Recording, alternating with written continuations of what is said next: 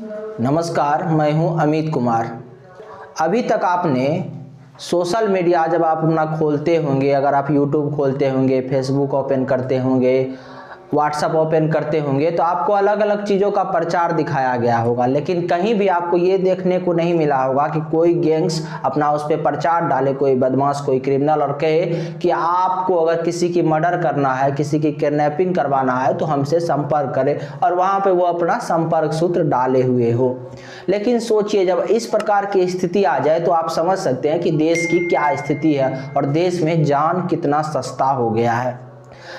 हम जो आज कहानी आपको बताने वाले हैं, ये कहानी है 18 वर्ष से 21 वर्ष के युवाओं का, जो गैंगस्टर बन गया।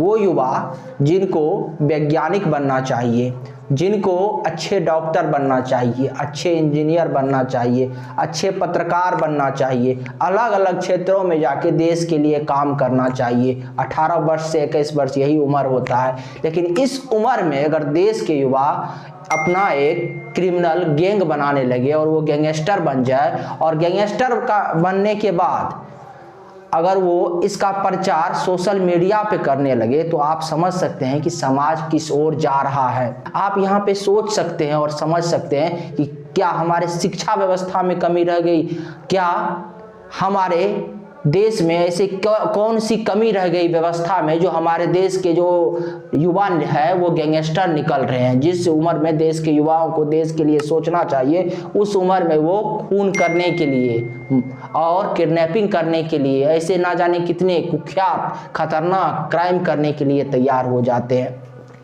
18 वर्ष से 21 वर्ष के कुछ युवाओं ने एक गैंग्स बनाया, जिसका नाम उन्होंने रखा kings of Kaliya. Kings of Kaliya gang के लड़कों ने क्या किया, अब सोचिए, यहाँ पे इनकी मस्तिष्क को समझिए। और ये लोग या तो नासमझ थे या इनको अच्छी शिक्षा नहीं मिली।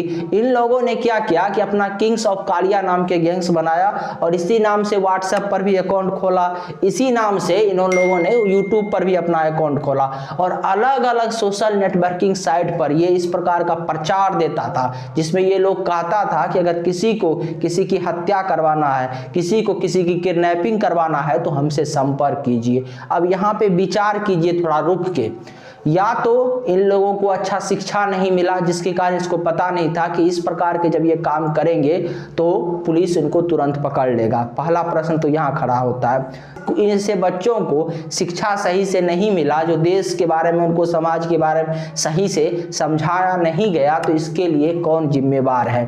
क्या हमारे देश की शिक्षा व्यवस्था जिम्मेवार है, या फिर क्या समस्या थी, या फिर क्या इस एक और प्रश्न खड़ा होता है, क्या ये लोग बेरोजगार थे? और अगर बेरोजगार भी थे तो ये कहां तक सही है कि अगर कोई व्यक्ति देश में बेरोजगार हो तो वो हथियार उठा ले, वो गैंगस्टर बन जाए? सोचिए, हम उस देश से आ रहे हैं जहां हमको कलाम जैसे वैज्ञानिक बनना चाहिए, जहां ऐसे युवाओं को डॉक्टर, इंजीनियर बनना चाहिए और देश को आगे बढ़ाने के लिए काम करना चाहिए। आज डिजिटलाइजेशन का युग हो गया। इस युग में, इस आधुनिक युग में कई लोगों के पास कई अवसर है, और लोग आज सोशल मीडिया का उपयोग करके अपनी प्रतिभा दुनिया के सामने रखते हैं, और हमारे देश के भी लाखों लोग अपनी अपनी प्रतिभा दुनिया के सामने प्रस्तुत करते हैं। और हम भारतीय सबसे ज्यादा सोशल मीडिया का उपयोग करते हैं, क्योंकि हमारी संख्या सबसे अधिक है। लेकिन उस स्थिति के बारे में सोचिए, जो अगर ऐसे युवाओं को रोल मॉडल मान के देश के युवा इस प्रकार से गैंगस्टर बन जाए, और गैंगस्टर बनने के बाद